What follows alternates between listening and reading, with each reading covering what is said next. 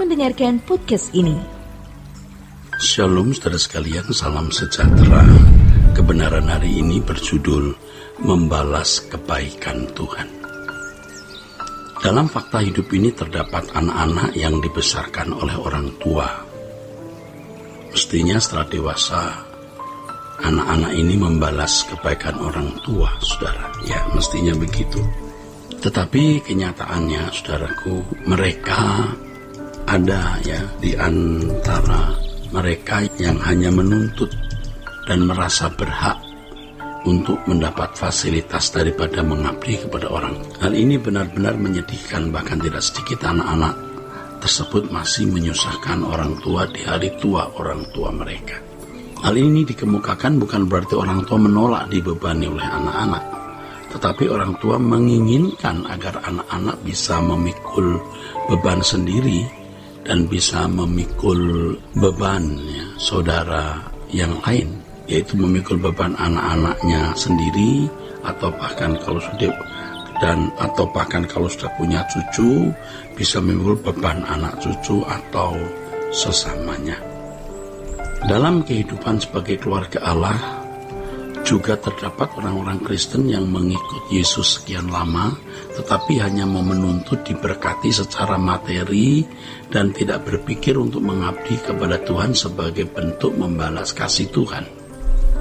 Mereka tidak mempersembahkan hidup untuk melakukan apa yang Tuhan ingini. Hal ini dapat dilihat dalam kehidupan banyak orang Kristen, termasuk pada kehidupan sebagian besar jemaat, aktivis, bahkan pendeta ya.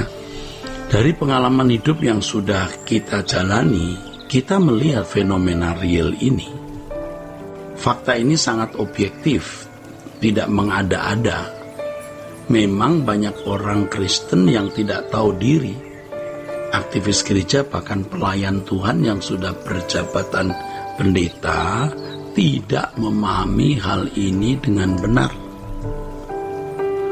Semua itu ya disebabkan oleh satu hal yang menjadi bahaya besar, yaitu merasa berhak hidup wajar.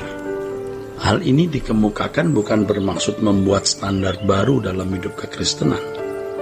Standar hidup kekristenan tetap sama sejak dulu, yaitu serupa dengan Yesus. Yesus adalah sosok manusia yang tidak hidup dalam kewajaran manusia lain. Yesus tidak serupa dengan dunia ini. Maka Tuhan menghendaki agar orang percaya juga tidak serupa dengan dunia ini. Hidup haruslah hanya untuk mengabdi kepada Bapa.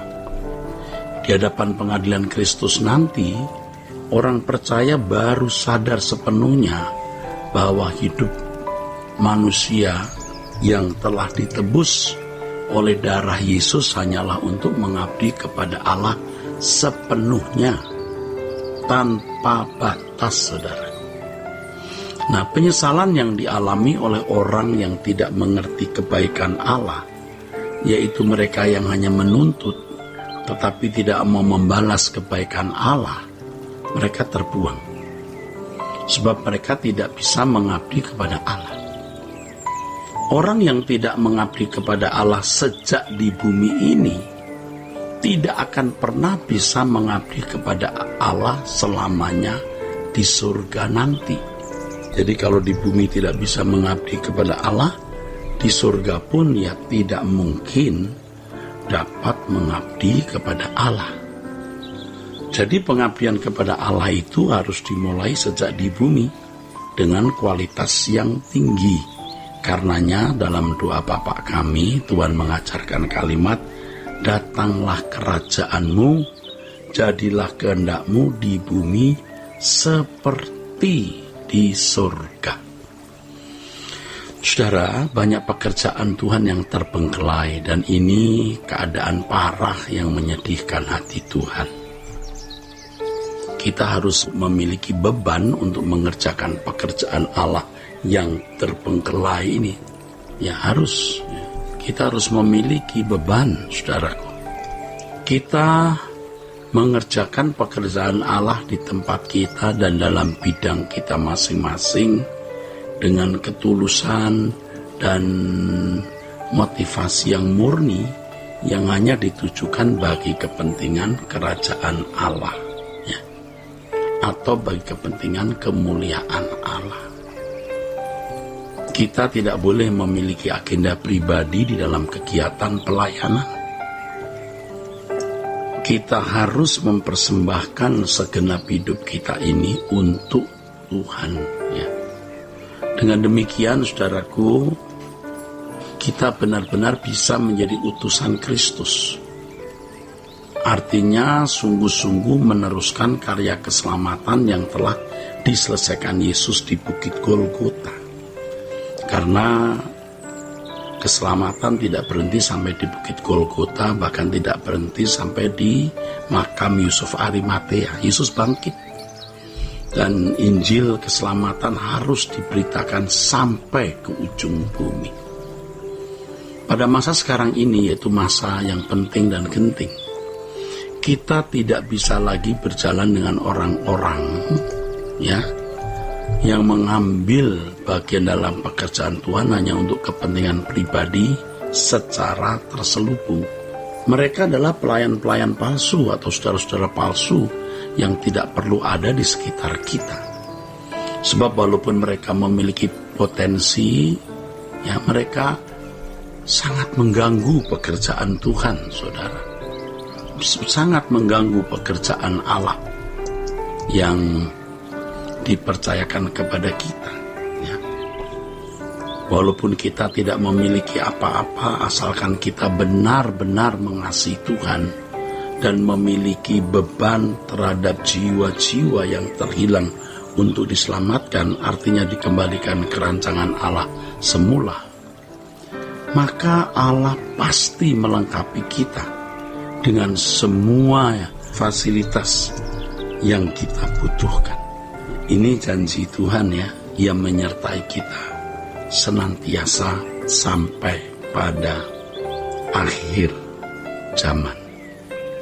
Saudara, dunia yang sudah rusak ini ternyata telah memproduksi, mencetak pelayan-pelayan palsu atau, ya, pendeta palsu, ya, di tengah-tengah jemaat, ya, dan di tengah-tengah kegiatan pelayanan gereja, saudara. Kalau motivasi pelayanan kita tidak murni, maka kita masih bisa berjalan. Kalau motivasi pelayanan kita sendiri tidak murni, kita masih bisa berdampingan dengan mereka. Tapi kalau motivasi pelayanan kita murni, maka kita bisa melihat ketidakmurnian motivasi pelayanan mereka. Hal tersebut mendukakan hati kita dan tentu juga mendukakan hati Tuhan.